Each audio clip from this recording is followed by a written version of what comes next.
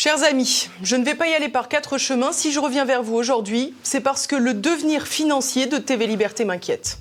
Alors que nos audiences n'ont jamais été aussi bonnes qu'en 2022, le budget, lui, accuse le coup et met en péril la suite de notre aventure ensemble. Pourtant, je peux vous assurer que nous avons toujours travaillé au mieux pour vous informer et toujours en nous serrant considérablement la ceinture. Alors bien sûr, le premier quinquennat d'Emmanuel Macron a fait souffrir beaucoup d'entre nous, je le sais. Car contrairement aux journalistes assimilés fonctionnaires des chaînes du système, ici, nous vivons dans le monde réel, comme vous. Je sais combien ces 5 premières années sous Macron ont été violentes, ont été difficiles. Certains soignants, des pompiers même, ont été suspendus de leur métier sans aucun revenu au mépris du Code du travail. Et le but était simple, les soumettre, les briser, leur briser les reins, mais ils ont résisté. Ils ont résisté comme nous devons encore résister ensemble. Car même si le paysage s'éclaircit, ce doit être notre nouveau mode de vie. Il vous faut comprendre une chose. Si vous n'aidez pas TV Liberté ou le tissu associatif, c'est l'État et ses dérives que vous financez. Car donner à TV Liberté, c'est aussi déduire les 2/3 de votre don des revenus imposables. C'est donc priver ce gouvernement d'une manne financière pour vous fliquer, pour vous nuire, car vous le savez bien, le temps où l'État voulait encore vous protéger est bien révolu. Alors, aidez-nous plutôt à continuer notre mission à vos côtés. Nous avons besoin de votre soutien et je compte sur vous.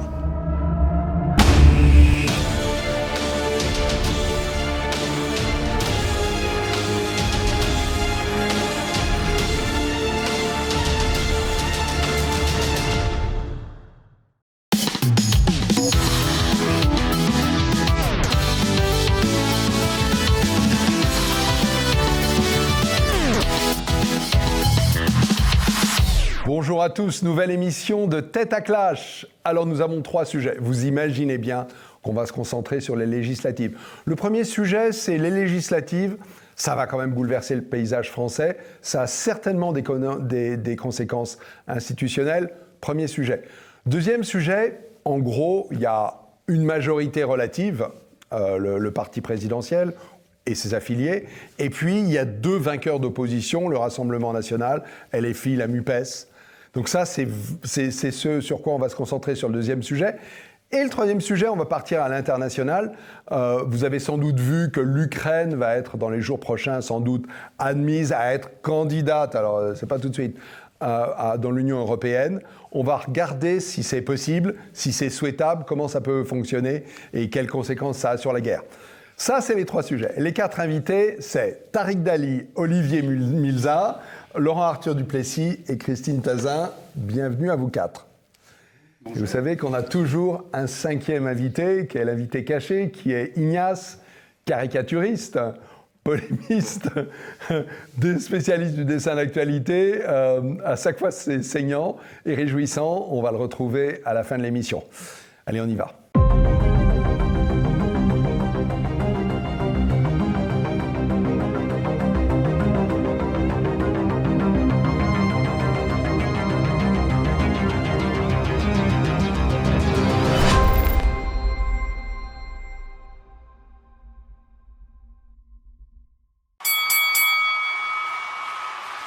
Alors, les premiers sujets, c'est tout simple. Les résultats des législatives, c'est un bouleversement majeur.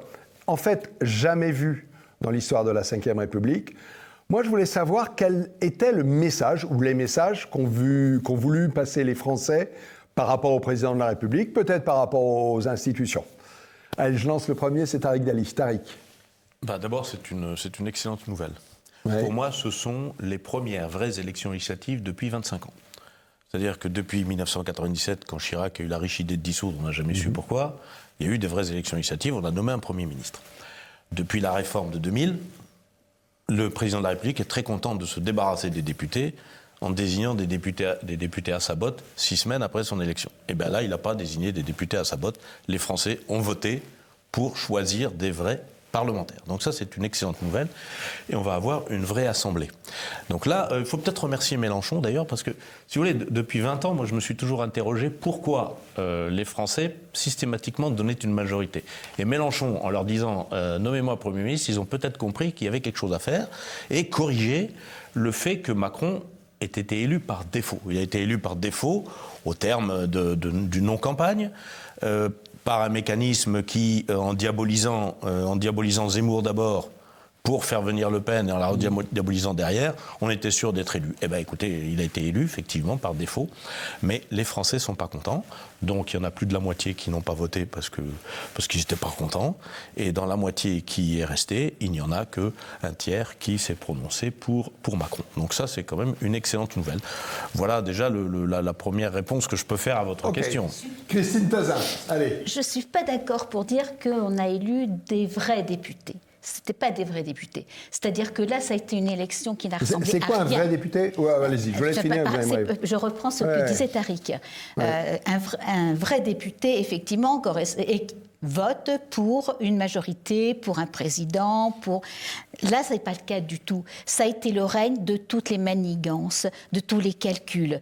Moi, qui suis pro-Zemmour, j'ai appelé à voter NUPES. C'est-à-dire que j'ai appelé tout simplement à empêcher que Macron ait la majorité absolue.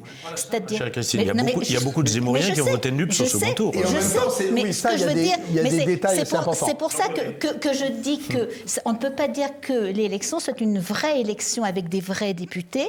C'est-à-dire que ça a été l'ère des magouilles, des calculs, et qu'on n'a pas voté selon son cœur. Ou selon sa volonté. On a pu voter selon son cœur au premier tour, pas au second. On a plus voté contre que pour. Et vous avez voté personnellement dans la circonscription où vous êtes, vous avez voté NUPES. J'ai voté, c'était possible. Quand c'était possible, ou régionaliste, ou enfin je sais pas. D'accord, mais peu importe. Tout sauf...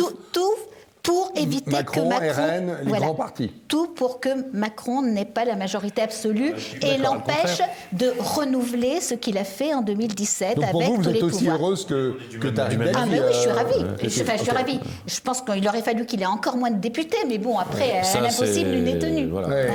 Alors, oui, Olivier Milza, je vous ai vu lever les sourcils à plusieurs reprises. Non, moi je ne suis ni content ni pas content. J'aurais un éclairage un peu différent. Ces élections sont en regard de la destruction progressive de la Ve République sous les coups de boutoir, du retour des partis et surtout du retour des communautés et des communautarismes dans ce pays. À la limite, ces élections sont bien en regard de l'explosion de ce pays, de l'archipélisation de ce pays. Donc je suis ni heureux ni pas heureux. Non, j'aurais sûrement pas voté NUPES parce qu'il faudrait vraiment... Je ne vais pas faire ce que fait la gauche, à faire barrage à l'extrême droite et faire barrage à l'extrême gauche pour affaiblir Macron. D'autant plus que j'ai une autre interprétation, je ne serai pas trop long.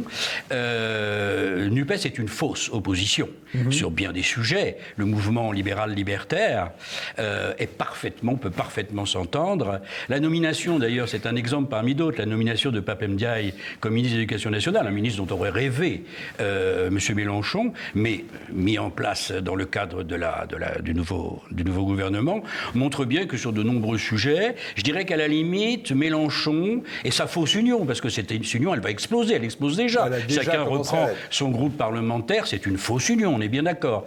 Alors, c'est pas la 4e République dans la mesure où je pense malgré tout que Macron, certes est affaibli, mais pas par le scrutin, la majorité relative. Hein. J'ai déjà donné que cet exemple ailleurs. Lorsqu'on a voté la loi de programme financier, enfin programme budgétaire, il y avait 192 députés dans la salle. La majorité absolue était à 97. Il y aura plein de lois qui seront votées comme ça. Bon.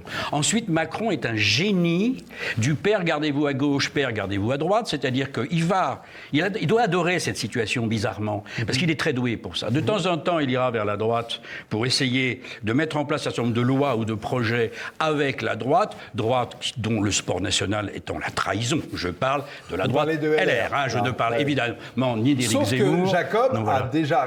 Non, mais je n'écoute pas, M. Jacob. Je n'écoute plus ces gens-là. Je n'écoute plus ces gens-là dont le sport national est la trahison verbale et dans l'action. Donc, je parlais de la droite nationale. Bon. Donc, à partir de ce moment-là, Macron pourra de temps en temps travailler avec des traîtres, soit des traîtres affirmés, soit des traîtres underground, underground de la droite LR. De temps à autre, il ira vers NUPES, ou ce qu'il en restera, en tout cas vers cette extrême gauche.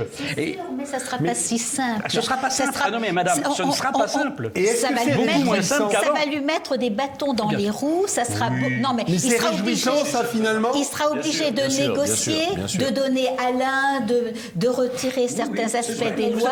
Donc, il faut quand même voir. On n'a pas le choix, qu'il y a quand même dans les côtés positifs, à savoir qu'on fait. J'ai dit d'ailleurs que je me réjouissais, on fait ni ne traîner, m'attristait. On fait traîner le système. Avant de continuer, Laurent Arthur Duplessis n'est pas intervenu. Vous avez vu comme il a été sage. C'est pourtant le dernier qui parle. Allez-y, Laurent. Et oui, et je crois que Macron est homme à se satisfaire d'une sorte d'immobilisme pendant 5 ans.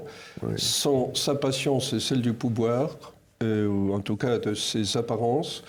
Et je pense que Macron est homme à se satisfaire d'une sorte de statu quo pendant 5 ans, dont il imputera la responsabilité à l'immaturité, entre guillemets, des parlementaires, à l'immaturité de la classe politique française. Il se référera constamment au gouvernement de coalition de l'Allemagne, notamment, et d'Europe du Nord, pour dire que ces fichus français ne sont pas capables de former des gouvernements de coalition. Là, il a proposé un gouvernement de coalition. C'est impossible. Il a proposé un gouvernement d'union nationale, c'est totalement différent. Oui. Gouvernement non, si c'est important. Ça, c'est la version Bayrou. C'est très important. C'est très important. C'est-à-dire que moi, j'ai pensé, au soir du second tour, j'ai pensé que ça donnerait une petite leçon de modestie à Macron. Oui. Or, il n'y a pas plus de modestie que de beurre en broche. Il se dit, c'est l'union nationale. Ça veut dire quoi? Ça veut dire le pays est menacé. En fait, c'est lui qui est menacé. Et là, Union nationale, non. Non, c'est pas un gouvernement de coalition. Mais en plus, si vous voulez, moi, on va laisser Laurent excusez-moi. Effectivement, il se réclamerait plus de Clémenceau que d'Angela Merkel, disons. Oui, la menace, à part la menace du changement de peuple dont personne n'a voulu parler, il n'y a pas de menace. Je suis bien de votre avis. Mais enfin, étant donné l'ambiguïté permanente chez le personnage, il joue en permanence sur des notions parfois contradictoires. À la fois l'Union nationale à la Clémenceau et en même temps l'esprit des gouvernements de coalition à la Angela Merkel. Mais d'un jour à l'autre, ça change. Laurent, je vais vous provoquer. Si vous voulez, moi je vois pas vous parlez d'immobilisme et tout ça. Moi je vois pas où est le problème. D'abord, l'immobilisme c'est quoi? Si on ne vote pas des lois tous les 4 matins parce qu'il n'y a pas de majorité, moi je trouve que c'est très bien. Parce que je vais vous donner 2 chiffres. Il y a 20 ans, il y avait 9000 lois dans les différents codes français, il y en a 12 000. On vote des lois tous les 4 matins. Et bien, s'il n'y a plus de majorité pour voter des lois pour un oui, pour un non, c'est très bien. Parce que à chaque nouvelle loi, c'est une liberté qui recule. Oui. Maintenant, gouverner le pays, écoutez, comme disait monsieur tout à l'heure, je suis d'accord avec lui. Effectivement, entre l'extrême gauche Macron et l'extrême gauche NUPES, moi, la différence m'échappe. Simplement, on a utilisé une extrême gauche pour empêcher l'autre extrême gauche de je vais contredire la position. Si vous voulez, mais dire qu'on ne peut pas gouverner, c'est pas vrai. On peut tout à fait s'appuyer sur tel sujet, tel autre. Voilà. Maintenant, je vais contredire votre position, Laurent, me faire le porte-parole d'autres, certainement, qui disent, en gros, c'est le dernier quinquennat de Macron. C'est donc l'occasion pour lui de marquer sa place dans l'histoire. Accepter d'être un président empêché, c'est s'assurer d'avoir une place à peu près équivalente à celle de Jacques Chirac. Sarkozy l'avait appelé le roi fainéant, je crois que ça reste imprimé sur son personnage. Le tempérament de Macron ne semble pas aller vers ça. Est-ce que vous ne pensez pas qu'il va au contraire chercher des ressources pour bouleverser le jeu ? Alors, il va chercher des ressources en disant à chaque parti ce qu'il voudra entendre, etc.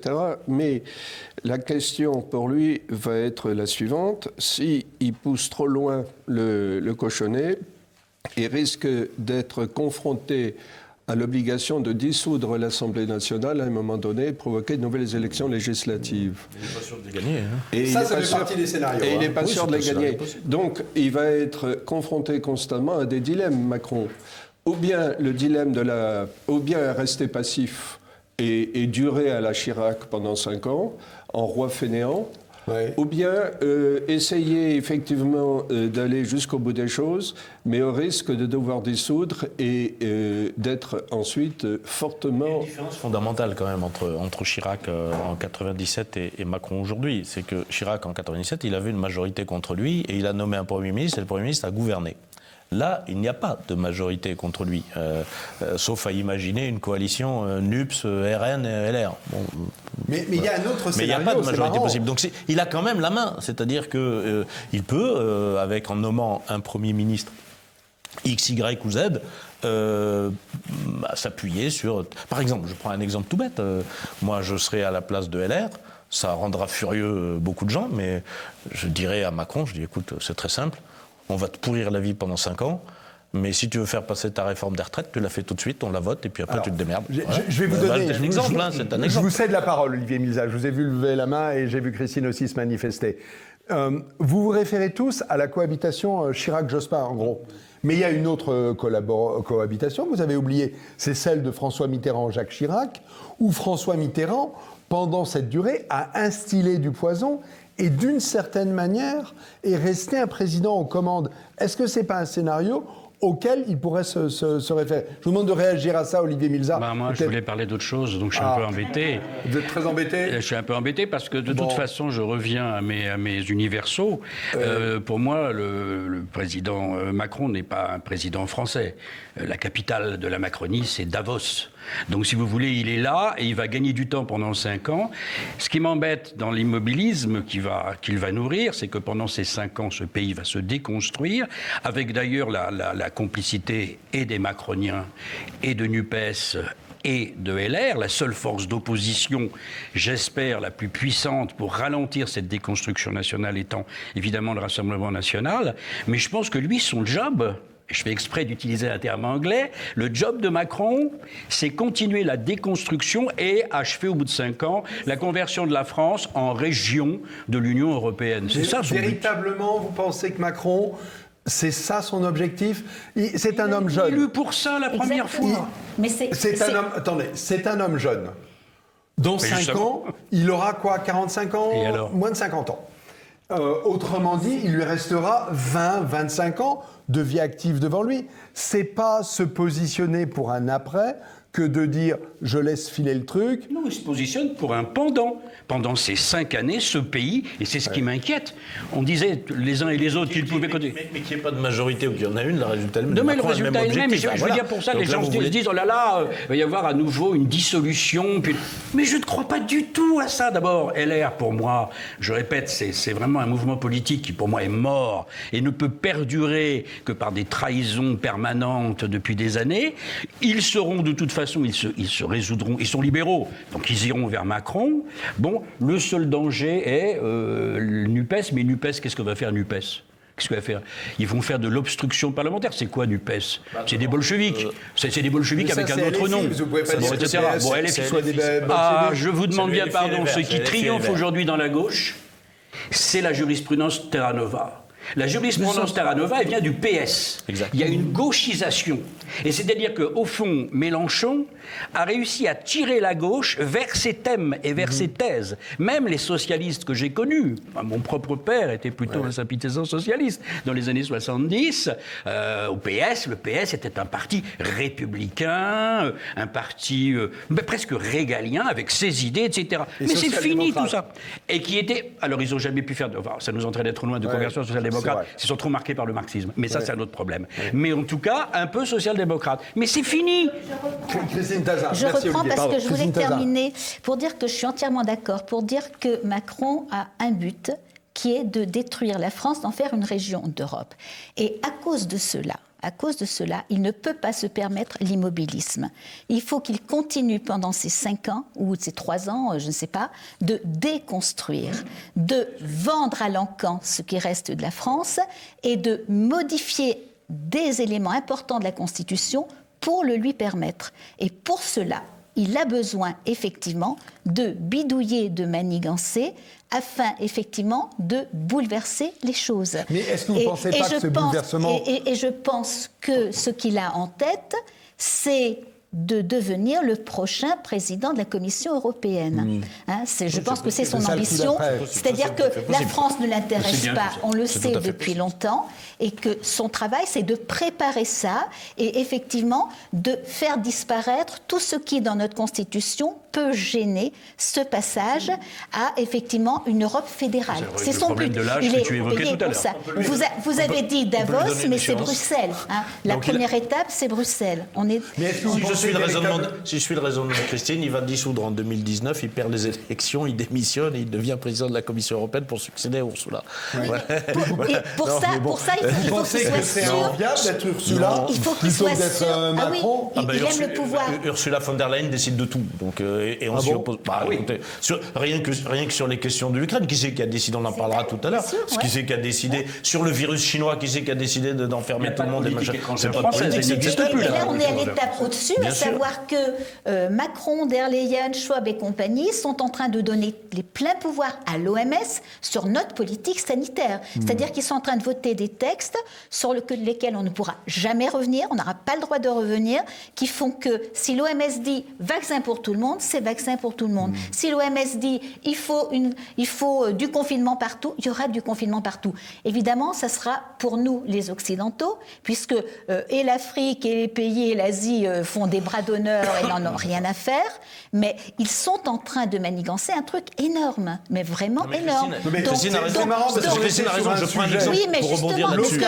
Mais il y a un rapport. Et là, d'un seul coup, on part à l'OMS, en Europe. Mais il y a un rapport parce que pour arriver à ça, il a besoin d'avoir un certain nombre de votes à l'Assemblée qui vont lui permettre... Autrement dit, vous pensez que Macron l'a fait exprès, Christine? Non, pas du tout. De ne pas avoir la majorité? Non, je suis en train de dire qu'il va être obligé de bidouiller. Il ne peut pas se permettre de dire je fais de l'immobilisme et j'attends que ça se passe. Vous doutez bien qu'Emmanuel Macron, président de la République, il est ce qu'il est, Macron. Et vous voyez le peu de considération que j'ai pour lui. Sauf une chose, c'est une tête. Ouais. Bien entendu que ce scénario, il l'avait anticipé. Et depuis 6 mois... Mais ça, tout le monde a le scénario. Non, mais d'accord, mais lui, il est président. Ouais. Pas à ce point-là. Quel point? Je veux dire, il a une majorité relative. Bon, il a, de toute façon, des gens... Il a de la réserve électorale. Et puis, on a tout ce qu'on a dit il y a un moment. Non, je pense que... Olivier Milza, pardon, le président de la République... Jamais un président de la République élu n'a pas eu sa majorité. Jamais. Et pour la première fois, il n'a pas sa majorité. Il est probable que ce scénario, il était au fond du tiroir. Il l'a peut-être pu l'imaginer. Il n'a pas anticipé à ce point-là. Jamais il a pu travailler là-dessus. Non, honnêtement, il pensait se retrouver dans la situation de Mitterrand en 88 avec une dizaine de sièges qui lui manquent et circonvenir quelques LR qui, de toute façon, ne demanderont pas mieux que d'aller. Et avoir Rocard qui a fait que ça, travailler à la main-d'œuvre. Rocard et les gouvernements minoritaires. Mais là, je reste sur la position de mes deux collègues. Laurent Arthur Duplessis, vous allez conclure. Je crois que de toute façon, pour rejoindre ce que disait Christine et aussi Olivier Milza, c'est qu'en fait, la préoccupation de Macron étant l'Europe, l'Union européenne, le mondialisme, eh bien, la position chiracienne de roi fainéant n'est pas contradictoire avec cela, puisque ne rien faire, c'est de toute façon laisser la déréliction de la nation française poursuivre son cours, laisser l'immigration continuer à installer le grand remplacement en France, c'est laisser le corpus national français se décomposer, pourrir et s'anéantir encore plus. Donc, de toute façon, c'est rien que par se laisser aller, concourir à l'installation du projet mondialiste, européo-mondialiste en France. De toute façon, ne rien faire, c'est encore aller dans ce sens-là. D'accord. Bon. Ok, écoutez, on ne va pas vous réconcilier sur ces sujets. Nous ne sommes pas en désaccord sur le fond. Nous ne sommes pas en désaccord sur le fond, simplement, effectivement. Moi, je simplement voulu dire que je préférais qu'il ne fasse rien à l'Assemblée plutôt que nous pondre des lois liberticides tous les 4 matins. Pour rebondir sur ce qu'a dit Christine, je prends un exemple. Le 31 juillet, l'état d'urgence sanitaire tombe. Donc, il est possible qu'il ne soit pas revoté cette fois-ci. Ouais. Il n'y aura pas de majorité pour revoter ce truc-là. Alors maintenant, Christine est très pessimiste. Effectivement, elle pense que ça va nous revenir par l'Europe. Malheureusement, oui. Mais je pense, mais je pense que l'état d'urgence sanitaire ne sera pas revoté. Il ne sera pas revoté. L'état d'urgence. L'état d'urgence vous permet tout. Oui, mais il ne sera pas revoté. Donc, c'est intéressant, c'est un nouveau. Alors là, pour le coup, ils trahiraient leurs électeurs. Les électeurs du RN et ceux d'une bonne partie de la NUPS, à mon avis, ils n'ont pas voté pour ça. Ils n'ont pas d'état d'âme là-dessus.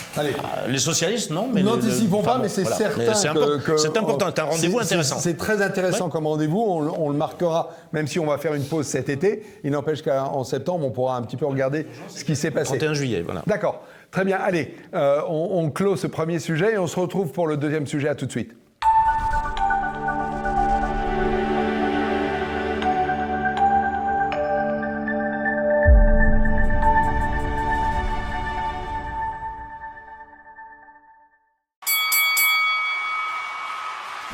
Deuxième sujet, le résultat des législatives. Il y a eu un grand vainqueur, qui est même un vainqueur surprise, c'est le Rassemblement national, puisque personne ne l'avait vu à cette hauteur, à commencer par Marine Le Pen. Il y a la NUPES, d'une certaine manière, même si sa victoire est largement contestée. Il n'empêche que nous sommes face maintenant à deux forces d'opposition très polarisées. Je voulais vous interroger tous sur pourquoi ces forces sont polarisées et qu'en faire de ces forces polarisées. Doivent-elles contribuer à un gouvernement d'union nationale? Le premier débat a un peu éclairé vos points de vue là-dessus, mais il n'empêche. Voilà. Allez, c'est Christine? Je crois que c'est Laurent. Ah, c'est Laurent, pardon, excuse-moi, oui, Laurent.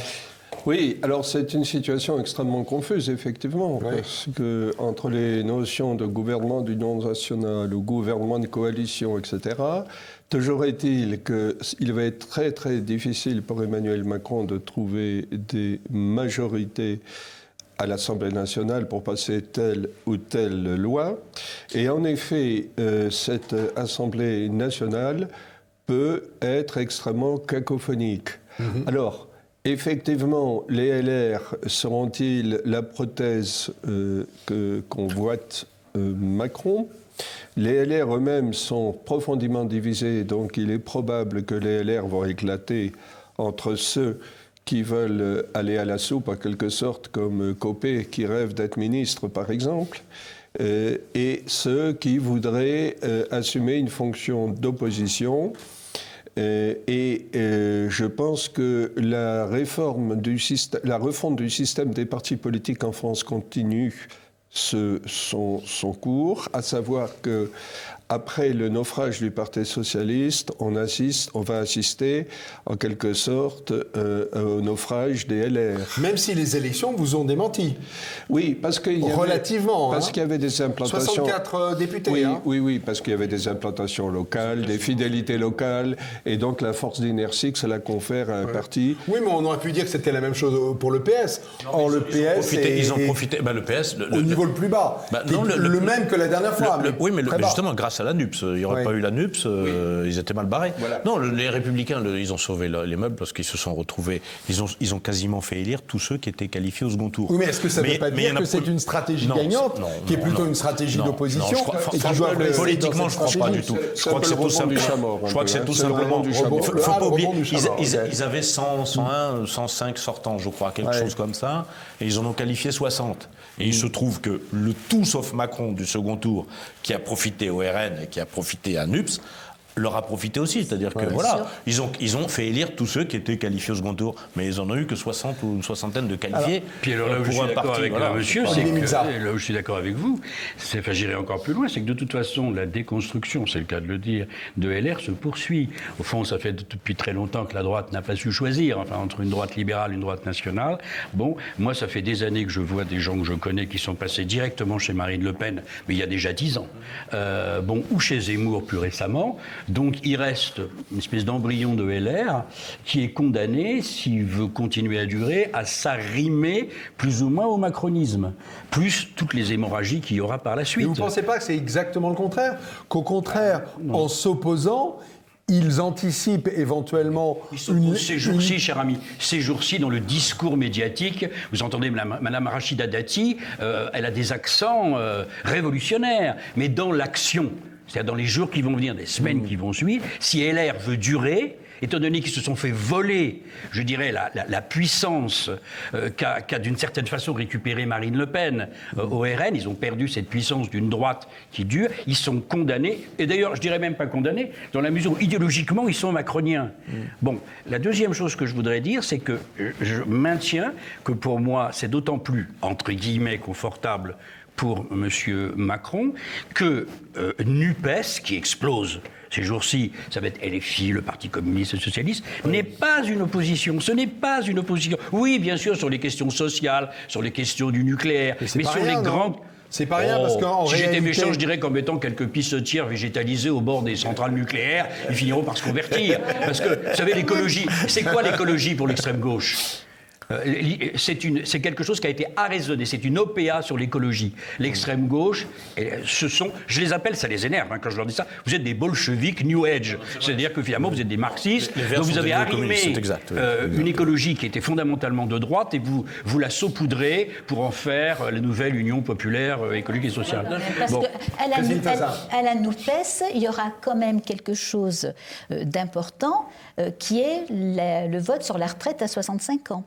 Où là, ils vont sortir toutes leurs griffes et où ça sera très compliqué pour Macron, effectivement, et là, il risque d'avoir, par contre, le soutien des LR, donc on ne sait pas comment ça va se passer. Sur des projets particuliers, des majorités d'opportunités. C'est ce que j'ai dit tout à l'heure. NUPES, à mon avis, sur retraite à 65 ans et l'Europe, là, ils vont forcément mener le bazar et être dans une opposition très ardue. Oui, mais clairement. Ouais. Juste un rappel, il y a 26 pays dans l'UE. Oui. Savez-vous combien sont en coalition? D'une manière ou d'une autre? 19. Oui, c'est ça, la quasi-totalité. Oui. 19. L'Italie, c'est centre-gauche, extrême-droite. Autrement dit, Madame a tout à fait raison, nous n'avons pas eu... C'est comme le vélo, ça. Hein. Oui. Vous savez, moi je vais beaucoup en Allemagne, je suis germanophone. En Allemagne, non. Vous avez les pistes de vélo, les pistes de...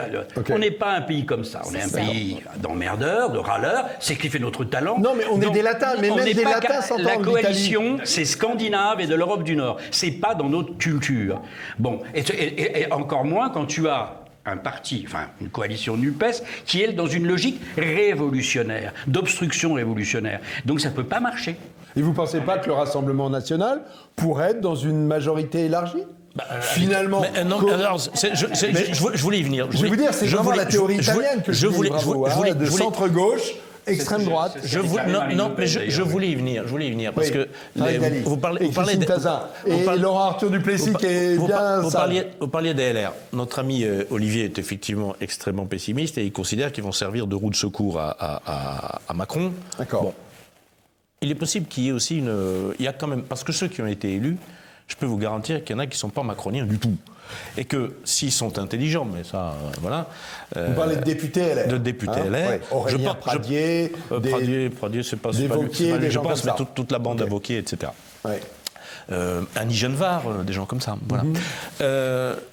Vous savez, rien n'empêche de réfléchir à l'avenir et de travailler sur autre chose que le schéma dans lequel ils se sont enfermés depuis 40 ans. On va voir ce que fait le RN. Et ça, c'est très important. Le RN, ils ont 89 sièges. C'est le plus grand groupe d'opposition. Donc déjà, on va voir pour la présidence de la Commission des finances. Normalement, elle doit leur revenir. Ça, c'est un des combats qui va arriver. Elle doit leur revenir. Donc, est-ce que les LR vont tomber dans le piège que va leur tendre Macron ? Macron va leur dire, la Commission des finances, naturellement, elle est pour vous. Donc, sachant qu'elle était avant entre les mains d'un LR. Oui, enfin, alors c'est très intéressant. Ça parce que, non, mais 5 ans plus tard, j'ai compris pourquoi les LR n'ont rien fichu dans l'opposition pendant 5 ans. Les deux mecs les plus importants de ce groupe pendant les 5 dernières années, il y en a un qui est passé chez la REM et l'autre qui est ministre. Ouais. C'était Abad et Evert. Alors bon, on voit bien. Non, là, non, mais ils peuvent tomber dans le piège d'accepter la commission en disant non, il y a un parti qui est plus important que nous, c'est à eux de la donner. Et puis après, on voit, parce que le cirque disant c'est l'extrême droite et tout ça, il va falloir que ça s'arrête. Mais si LR est intelligent, il peut faire du Mitterrand. Quand Mitterrand a dit « je vais m'allier aux communistes », ils étaient plus forts que lui. Hein. Oui. Donc il peut y avoir des LR qui disent « bon, il y a des députés RN qui sont bons, on peut peut-être essayer de travailler avec eux et essayer de constituer quelque chose. » Mais je pense qu'il y en a qui peuvent être dans cet état d'esprit. Maintenant, combien ? 10, 20, 30, 40, j'en sais rien. Laurent, voilà. merci beaucoup. Laurent et Christine. Je voudrais introduire dans cette équation politique une donnée que l'on n'a pas encore évoqué, c'est qu'avec l'inflation galopante qui érode le pouvoir d'achat des classes moyennes et populaires, avec la montée de tensions liées à la sécurité aux banlieues, qui est quand même de plus en plus évidente, comme on l'a vu encore avec le Stade de France, etc. Avec, il est vrai, un climat international qui lui-même s'alourdit de plus en plus. Oui. Eh bien, une dette importante. Avec des troubles sociaux qui se profilent à l'horizon et qui peuvent être d'une très grande intensité, parce que justement l'inflation pousse à l'exaspération les classes les plus pauvres de la société française, et c'est vrai aussi d'ailleurs à l'étranger, et la hausse du coût de l'énergie, la hausse du coût des produits alimentaires, etc., risque de faire repartir de plus belle et avec une bien plus grande intensité le mouvement des Gilets jaunes. Il n'est pas impossible qu'à un moment donné, Emmanuel Macron dise « Bon, bien, on va faire jouer l'état d'urgence, je réclame les pleins pouvoirs pour établir l'ordre, je mets en vacances le Parlement ». Ça peut paraître surréaliste. Le 16, là. Oui, ça peut paraître surréaliste aujourd'hui. C'est jouable en dehors d'une guerre, véritablement? Non, mais... Oui.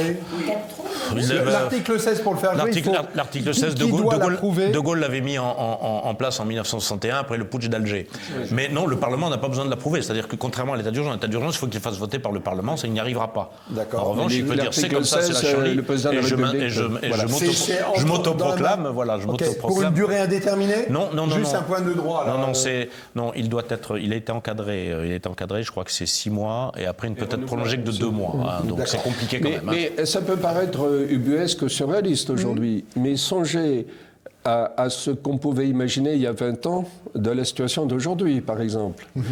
Et il faut bien regarder la situation économique, parce que c'est un paramètre essentiel, la situation économique. Les banques centrales sont actuellement dans un dilemme terrible. Si elles augmentent trop les taux d'intérêt, elles provoquent des krachs boursiers. Si elles ne les augmentent pas, c'est l'inflation qui continue à galoper, c'est-à-dire donc la paupérisation des classes populaires. C'est la quadrature du cercle pour les banques centrales. Je parie que les taux d'intérêt ne vont pas continuer à augmenter trop longtemps parce que sinon il y aura des krachs boursiers qui seront trop impressionnants. Donc à un moment donné, les banques centrales, à commencer par la Fed, vont réduire leurs taux pour calmer les milieux boursiers. Mais du coup, ça va continuer à éroder le pouvoir d'achat des classes populaires et moyennes en Occident et donc particulièrement sachant que beaucoup tablent sur une inflation haute maintenant, mais qui retrouve des niveaux, on va dire, acceptables, normaux, d'ici un an. Hein. Ça fait partie de beaucoup de scénarios. Par quel miracle? Ça, c'est Bruno Le Maire qui a dit ça, mais il n'en sait rien. Seulement, c'est beaucoup d'économistes qui disent ça. C'est l'enfumage. 30 ans, 40 ans, ces économistes-là qui n'ont jamais rien vu venir, ni le krach de 2008, et qui n'ont jamais rien prévu. C'est ceux-là qui disent ça. Mais ce qu'il faut bien voir, c'est que les causes de l'inflation, en plus, ont préexisté à l'affaire ukrainienne. L'affaire ukrainienne, elle a bon dos. Parce qu'en réalité, les causes de l'inflation, elles ont précédé cette crise. Elles sont structurelles. Pour cause de virus chinois, déjà. Oui, elles sont structurelles. Et puis l'inflation, elle est liée, en dehors de tout ça, virus chinois, Ukraine, ce que vous voulez, elle est liée au fait qu'il y a un tel accroissement de la masse monétaire par ce qu'on appelle la planche à billets, vulgairement. Depuis des années. Depuis des années. Cette masse monétaire a tellement enflé qu'il y a une inflation par la création monétaire. Parce qu'il y a 2 sources d'inflation, ou par la demande ou par la création monétaire. Et là, c'est une inflation par la création monétaire. Dont vous parlez à tout à fait juste titre, qui est au-dessus de nos têtes depuis très longtemps, mais elle peut exploser. Et c'est-à-dire qu'à la crise sociale qui serait induite effectivement par une inflation qui, effectivement, je suis d'accord, ne peut qu'augmenter, surtout dans la situation de guerre en Ukraine, qui n'en est pas la cause, vous avez raison, mais qui est la... Vous voyez bien évidemment qu'une crise financière... Mais je maintiens, et c'est horrible ce que je vais dire, je sais bien, que Macron, c'est une situation qui lui plaira. D'ailleurs, j'ai envie de dire, en faisant de la provocation, il a été jupitérien de façon excessive et théâtrale, et il sera jupitérien de 2 façons en disant, bon, ce Parlement, il sera gaulien. Ce Parlement n'arrive pas à travailler, fait de l'obstruction, n'est-ce pas? Et il sera jupitérien en disant, nous sommes devant des dangers majeurs, et j'utilise l'article 16. Et le plus grave, c'est que nos compatriotes qui ont parfaitement accepté quand même pendant 2 ans un état d'urgence qui est quand même que nous avons accepté, moi comme les autres. Hein, bon. Non mais d'accord, on l'a accepté plus ou moins. En tout cas, Olivier parle pour lui. Je parle pour moi. J'ai été obligé de l'accepter, n'est-ce pas? J'allais pas faire la révolution tout seul. Ils l'accepteront avec cette théorie qui est, oui, mais le président, il est face effectivement à un chaos, et donc il a raison, et il sera toujours gagnant. Sauf que, attention, l'article 16 est bien encadré quand même. Hein, c'est-à-dire que face à une menace extérieure, à un non-fonctionnement des pouvoirs publics, etc., c'est bien encadré l'article 16. Donc d'ici qu'il brandisse cette arme, on verra bien. Cela cela dit, c'est vrai que l'état d'urgence sanitaire et ce qu'on nous a fait subir pendant 2 ans était pire que l'article 16. Il y a des choses qu'il n'aurait pas pu faire. Christine Tazin, Il en était capable, mais il avait le Parlement avec lui. Je vais vous faire changer d'angle après. Différence. Christine, concluez. Oui, je reviens juste sur l'histoire accord LR-RN. Juste petite parenthèse, ça me ferait un peu sourire ou bondir, je ne sais pas, quand on sait que les Patriotes auraient pu être majoritaires, le premier parti de l'Assemblée, s'il y avait eu un appel au rassemblement. C'est le cas. Non. Le premier avec plus de députés que Macron. Vous voulez dire devant Macron, pardon. Si Marine avait fait ce qu'a fait Mélenchon, en appelant effectivement Zemmour, Dupont-Aignan, etc., pour qu'il y ait un seul candidat patriote dans la plupart des circonscriptions. Il y avait 300 sièges. C'est un peu de la politique fiction. C'est ce que je dis. Non, c'est cohérent. Là, on avait la majorité absolue et effectivement, on avait un Premier ministre, effectivement, patriote. On avait Marine ou je ne sais pas qui, peu importe. Donc, c'était juste pour fermer la parenthèse sur les histoires d'alliance, à savoir que si on est en train aujourd'hui de faire des plans sur la comète et de s'inquiéter de tout ce qui va se passer, il y a aussi une responsable. Je suis désolée. Il ne faut pas voulu, bien sûr. Attendez. Alors, je vais en profiter pour parler de... Moi, je suis étonné. Ça fait presque 40 minutes que nous débattons. Ouais. Il y a quand même une grande vainqueur, une grande stratège que personne n'a vu venir. C'est Marine Le Pen. Elle n'a pas fait exprès. Hein. À force d'être deuxième de la présidentielle, à force d'être calme pendant les législatives, de faire élire autant de députés. C'est merveilleux. Zemmour a été le paratonnerre pour le premier tour. C'est Zemmour qui a tout pris, qui a été le paratonnerre. En même temps, Zemmour a quand même légitimé un certain nombre de thèmes, comme par exemple celui du grand remplacement. Même Valérie Pécresse a endossé ce thème. Oui, pour se faire taper sur les doigts. Oui, mais enfin, c'est dire... Bon, il a été le grand pédagogue de la nation, Zemmour. Il a été le grand professeur de l'identité nationale, Zemmour. Il a joué un rôle énorme dans cette campagne. Il a accrédité des thématiques qui se sont acheminées vers l'épicentre de la campagne tout de même. Et le rôle de Zemmour était fantastique. Ensuite, de quoi il y a eu Mélenchon, par ses outrances, qui a servi les intérêts de Marine Le Pen pour ce qui est des législatives, elle a bénéficié d'un concours de circonstances absolument extraordinaire, Marine Le Pen. Alors, ce qu'a dit Christine tout à l'heure, c'est qu'effectivement, elle a 89 députés, mais elle n'était pas dans cet état d'esprit, parce qu'elle ne veut pas le pouvoir. Non, mais elle-même était très surprise. Mais ce qu'elle voulait, c'était avoir 20, 25 députés. 15, 20. Pour avoir son en 2002. Mais à quoi ça sert ? Parce que ce qu'elle voulait, elle, c'était elle était persuadée qu'effectivement, elle aurait 20, 25 députés ou 50 députés qui se qualifieraient au second tour, et qu'elle n'a pas besoin de Zemmour. Le truc, c'est qu'avec Zemmour, elle aurait eu 300 ou 400 députés qualifiés au second tour.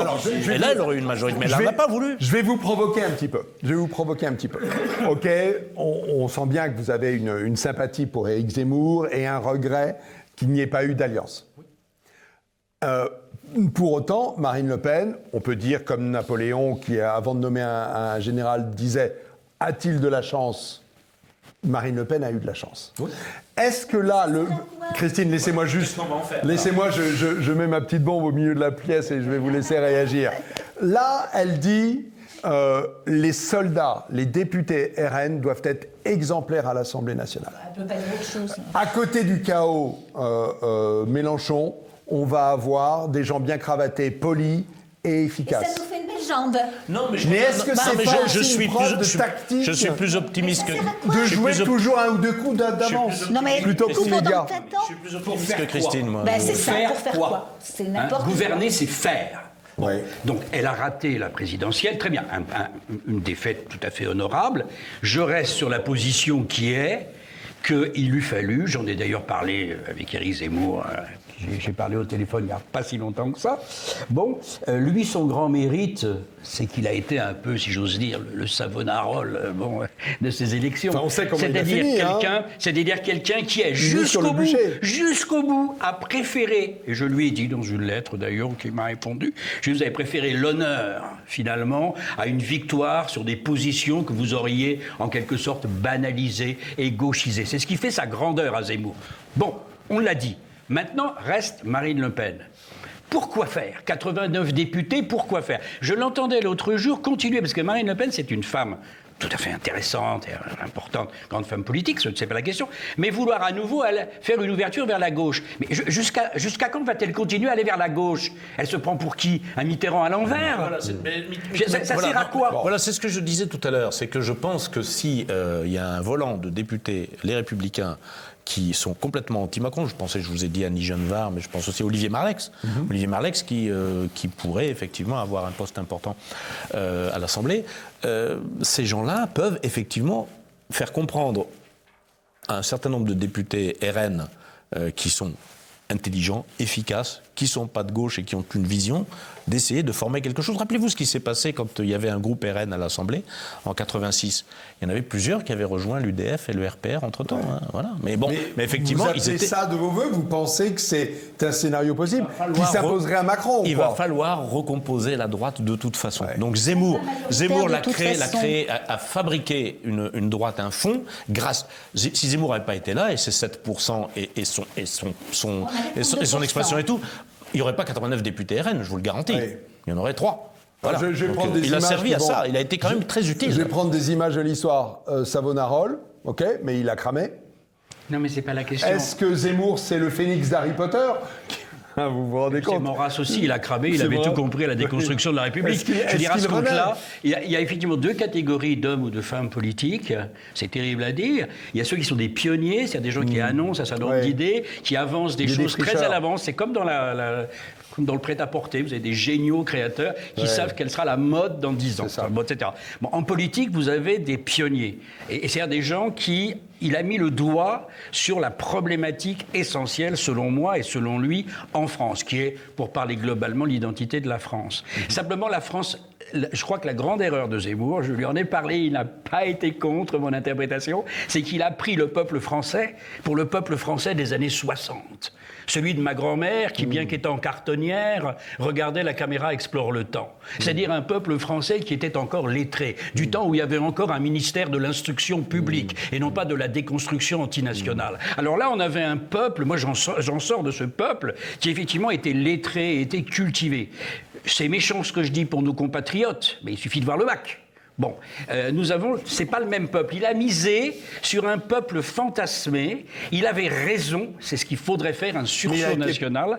Et il a été balayé par la réalité politicienne. Bon. Mais il a été utile. Mais il a été extrêmement utile. Du coup, il a été fondamentalement utile. Ok, alors on verra si c'est Savonarole ou le Phénix. Écoutez, vraiment, je vous avais dit en antenne que ce débat pourrait durer 3 ou 4 heures. Je vois très bien vers où nous pourrions aller. Néanmoins, j'ai un patron qui me dit qu'1 heure, c'est le temps imparti. Et donc, je vous propose de vous retrouver pour un court 3e sujet sur l'Ukraine et son admission à l'UE. À tout de suite.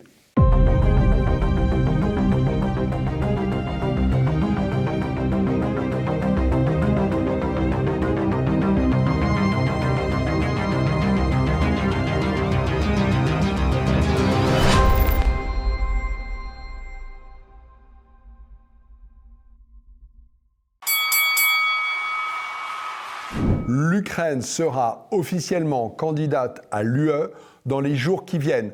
Ça a été annoncé à la fois par Ursula von der Leyen et par Emmanuel Macron, Olaf Scholz et, comment s'appelle-t-il, Mario Draghi, lors de leur visite à Kiev il y a quelques jours.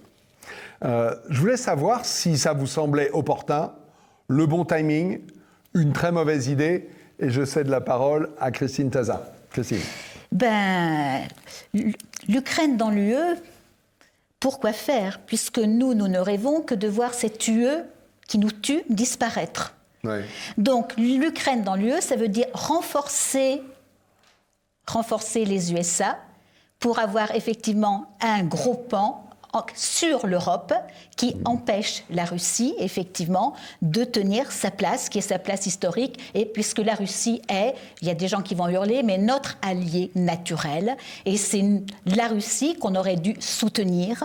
Et je voudrais juste rappeler en un mot que s'il y a la guerre là-bas, c'est la faute de Macron, qui, comme Français, représentant la France, était garant des accords de Minsk et il avait tous les moyens pour les faire signer pendant son premier quinquennat, puisqu'il a donné, je crois, à peu près 17 milliards à l'Ukraine et qu'en échange de ces 17 milliards, il aurait pu très facilement dire à Zelensky « Tu veux tes subventions ? Tu signes les accords de Minsk. » Si les accords de Minsk sont signés, il n'y a pas de guerre. Mais Christine, le paradoxe, ce ne serait pas que vous pourriez être totalement favorable à l'entrée de l'Ukraine, sachant que cette entrée d'Ukraine, si elle arrive, ce sera dans plusieurs dizaines d'années.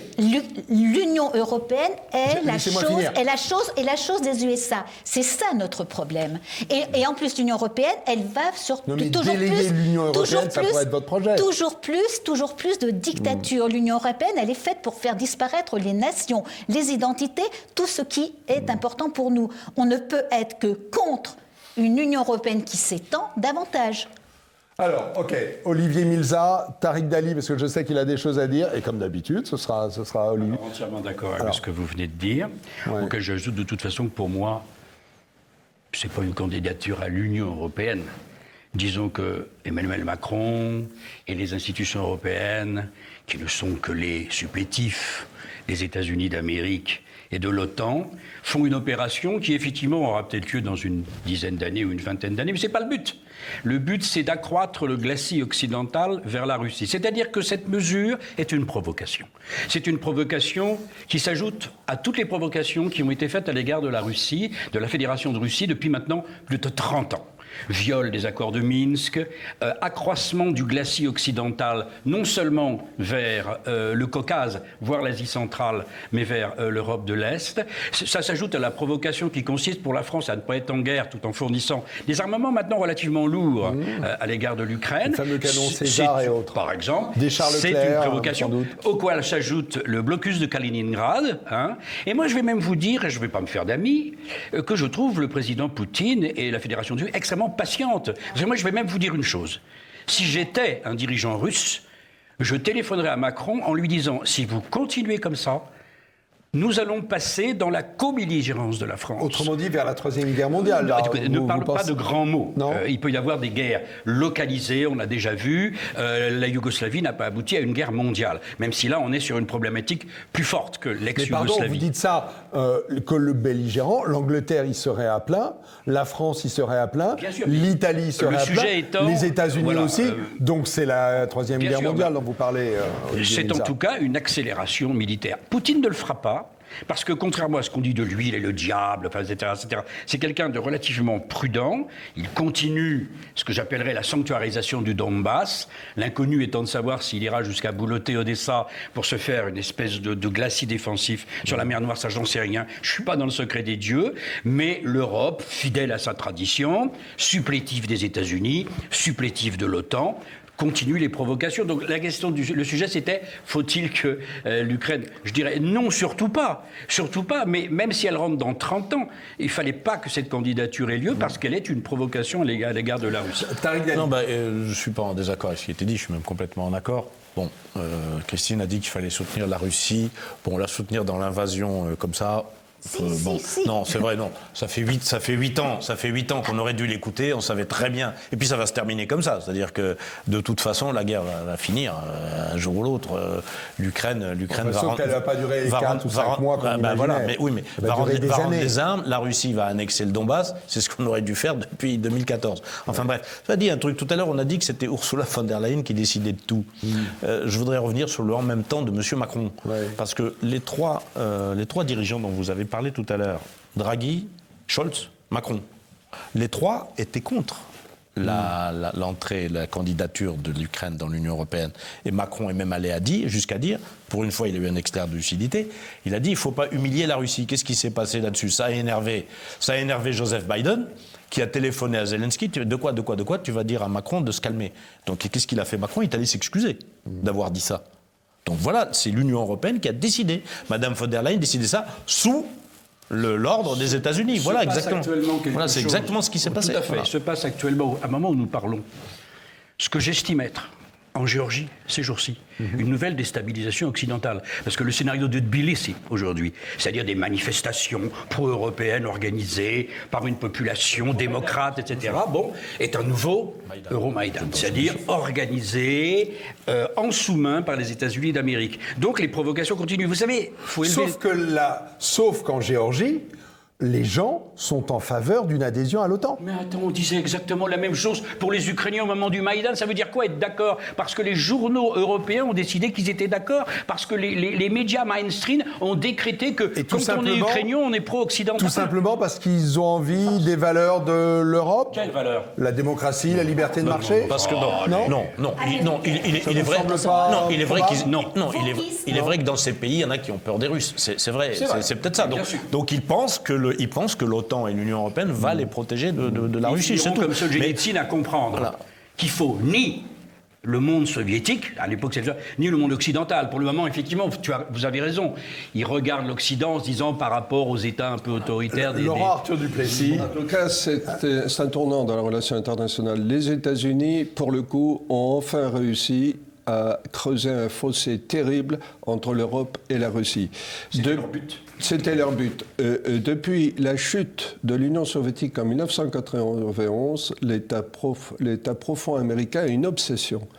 Empêcher les 450 millions d'Européens d'entrer en synergie avec les 17 millions de kilomètres carrés de la Fédération de Russie bourrée de matières premières. Et ça composerait cela un ensemble économique et géopolitique surplombant qui ferait une ombre insupportable à l'économie américaine. Imaginez ça. Les capitaux européens fructifiant la Sibérie, les capitaux européens générant en Russie des gains de productivité phénoménaux. Le savoir-faire européen aidant la Russie à vraiment franchir un seuil économique.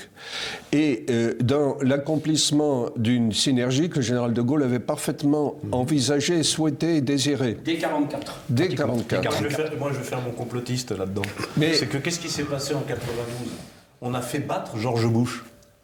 Parce que c'est rare qu'il y ait une triangulaire aux États-Unis. On a présenté un type qui s'appelle Perrault, et on a fait battre George Bush, qui avait été coupable d'avoir discuté avec Yeltsin et Gorbatchev de la possibilité, effectivement, de faire cette maison commune.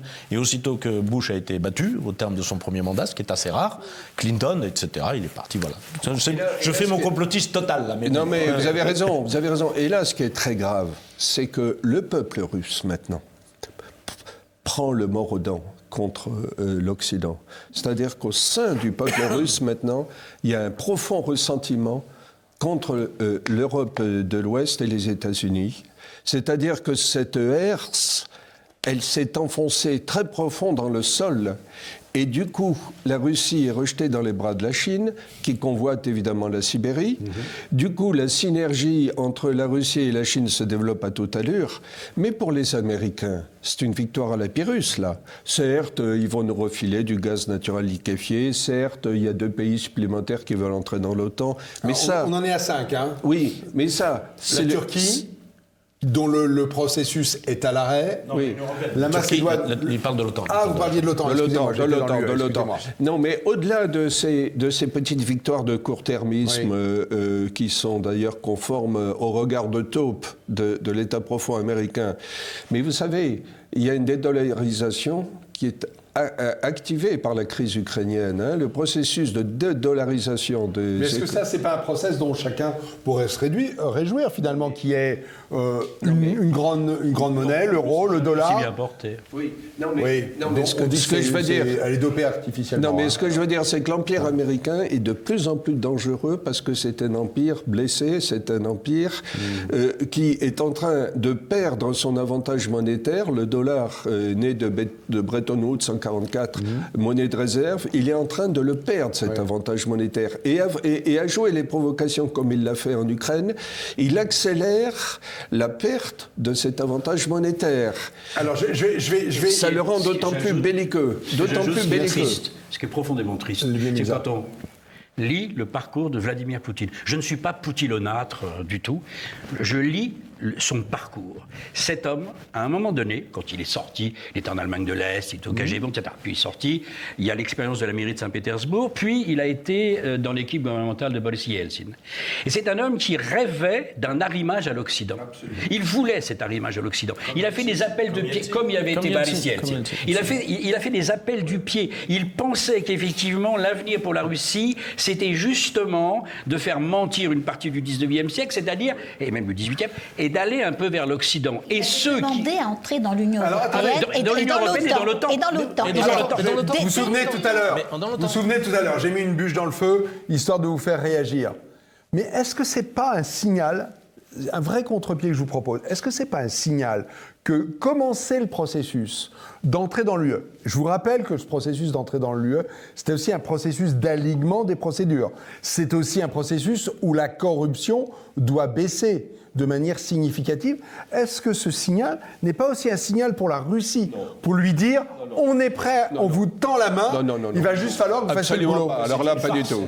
C'est une menace. Oui. C'est une menace qui est clairement exprimée. Imaginez ça. Non mais il nous provoque, il a raison. Poutine n'est pas éternel.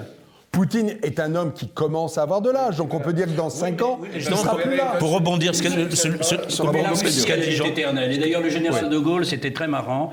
Le général de Gaulle n'utilisait jamais, lorsqu'il était président de la République, et même quand il était président du GPRF en 1944-1946, jamais il parlait de Soviet Union ou d'Union soviétique, mais de Russie, parce que ça planait. Il avait compris qu'il y avait une Russie millénaire, qu'elle avait été tsariste, qu'elle serait communiste, qu'elle serait peut-être un jour post-communiste. Nous, on est dirigés par des imbéciles, c'est-à-dire des gens qui ne réfléchissent pas, qui sont incultes, tout se tient, et qui donc voient l'immédiateté de l'information. Vous ne croyez pas on n'a aucun intérêt à voir la Russie devenir comme les États-Unis ou devenir comme l'Union européenne.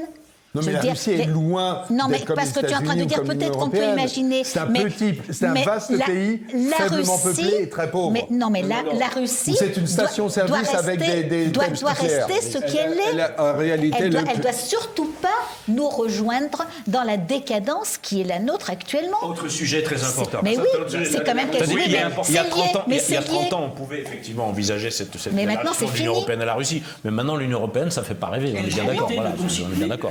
Les Russes, j'ai bien dit les Russes, un pays que je connais très très bien et dont je parle la langue, les Russes ne considèrent pas, désolé, la LGBT comme une valeur. Vous pensez pas pour eux, c'est pas un progrès. Bon, non seulement je ne pense pas que ce soit marginal, mais je suis même convaincu que c'est une des raisons pour lesquelles les médias tapent sur Poutine comme ils le font. C'est une des raisons.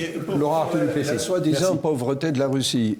J'appelle l'attention sur le fait que le calcul du PIB russe est faussé. On dit c'est celui de l'Italie ou de l'Espagne. Pas du tout. C'est au moins l'équivalent de celui de l'Allemagne. Parce qu'en réalité, il y a des artifices de comptabilité nationale qui fait qu'on peut à ce moment-là dévaloriser la richesse russe, alors qu'en réalité, elle est bien plus importante que ce qu'on dit. L'économie russe, c'est à peu près le niveau de l'économie allemande au point de vue PIB, en réalité. Au niveau de vie, c'est quand même extrêmement faible. C'est un tiers plus bas. Ils ont moitié de population. Ce sont les 140 millions de On n'a toujours pas compris que ce sont les Russes. Le peuple qui a résisté au plus long siège de l'histoire à Leningrad est un peuple qui peut se passer d'un certain nombre de choses pendant quelque temps. Ça, c'est l'hubris occidentale. On va les punir, c'est pure punition. On va faire des embargos, etc. Bon. Et c'est nous qui sommes punis. Parce que c'est nous qui on pourrait pas terminer, mais faire une petite pirouette rigolote. Moi, mes amis russes, ils ont de la moutarde. Moi, je trouve plus de moutarde. Voilà. Mais il y a plus grave comme produit. C'est exactement ça. Voilà. Okay. Je vais vous indiquer quelques adresses. J'ai jamais eu de problème pour un autre. Je vous en offrirai personnellement, Olivier. C'est un retour dans ça, pénurie de moutarde. L'Occident, c'est l'économie casino, c'est l'économie hyper financiarisée, c'est l'économie de la planche à billets. La Russie, c'est 17 millions de kilomètres carrés bourrés de matières premières et du tchernosium, la bande noire extrêmement fertile. La Russie, c'est le premier fournisseur en matières premières du monde. Et là, on est en train de se rendre compte de ce que ça signifie, ça. Oui. Parce qu'on commence à avoir des difficultés pour mettre des choses dans les ordinateurs ordinateurs, dans les voitures, dans tous les systèmes électroniques. Et beaucoup de ces minerais-là, ils viennent de Russie. Bon. La Russie, elle tient le monde par ses matières premières. Et nous commettons une erreur majeure. Nous renforçons en Russie une tendance qui a toujours existé dans l'histoire de la Russie, au plan littéraire, au plan culturel, slavophile et occidentaliste. Et on est en train de donner des arguments aux slavophiles, avec un autre danger qui se profile. C'est une sorte de condominium sino-russe, qui ne voudra pas dire d'ailleurs qu'après les Chinois n'essaieront pas de boulotter les Russes, mais ça c'est l'autre question. Mais on est en train de jeter, c'est vraiment la bêtise pure, on est en train de jeter les Russes dans les bras de l'Asie, et donc c'est invraisemblable. Ça va nous retomber, et vous avez raison, économiquement, mais ça sera très lourd, et ça risque de changer les problèmes de l'Assemblée nationale. Donc là, la moutarde sera un petit problème.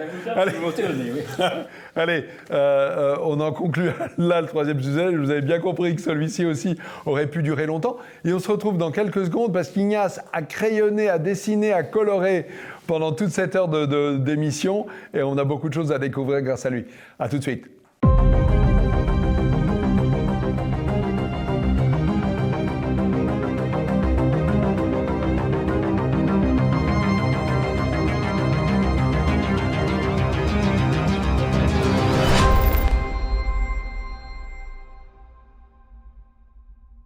Ignace a beaucoup travaillé et très très bien, vous allez voir. Alors, son premier dessin, c'est celui qui concerne Emmanuel Macron pris entre un casse-tête bleu et un casse-tête rouge, qui dit d'ailleurs « Nouvelle Assemblée nationale ». Quel casse-tête, effectivement. Très excellent. Alors, on continue, on est dans l'Ukraine. Zelensky, l'Ukraine dans l'UE, bah oui, bien entendu, grâce à McDonald's. Très très très bien. Allez, ça c'est moi, l'homme du Peace and Love. Oui, tu me vois avec des chemises à fleurs. Quoi ? Pourquoi pas un joint aussi pendant qu'on y est ? Ce sera la prochaine fois. D'accord. Vu ce qui s'annonce, on est davantage Peace and Love à tête un clash. Vous voyez bien. Non, mais c'est Laurent, en fait, Laurent, l'homme du chichon, c'est Laurent. Qu'à l'Assemblée nationale. Désolé Laurent. Christine Tazin, excellent. Ça, j'aime beaucoup ce dessin, je vais me le garder. Face à Macron, quand la droite nationale est éliminée, j'ai un joker. Elle a fait son coming out NUPES. Hein. Tariq qui nous dit « Avec un peu d'amour entre Marine et Zemmour, on aurait eu un Premier ministre de la droite nationale. » Ils auraient fait un enfant ensemble. C'était vite fait quand même. Hein. Allez, Olivier. Joli dessin d'Olivier au passage. Hein. J'ai dit à Zemmour, il a une ligne directe avec Éric Zemmour. J'ai dit à Zemmour qu'il a eu tort de croire que les Français écoutaient du Brassens. Oui, ça c'est. Hein, alors qu'ils sont accros à Nabila. Voilà. Bon. C'est bien vu. Hein. C'est bien vu. Il est toujours extrêmement pertinent. Alors il y en a deux autres on ne va pas avoir le temps. On est trop en retard. Merci beaucoup, Ignace. Rendez-vous dans 15 jours. Il est probable qu'on ait un nouveau gouvernement. Il est même possible qu'on ait un nouveau Premier ministre. Dans tous les cas, on aura un grand bilan à faire sur la situation politique. Et donc, rendez-vous dans 15 jours. À bientôt.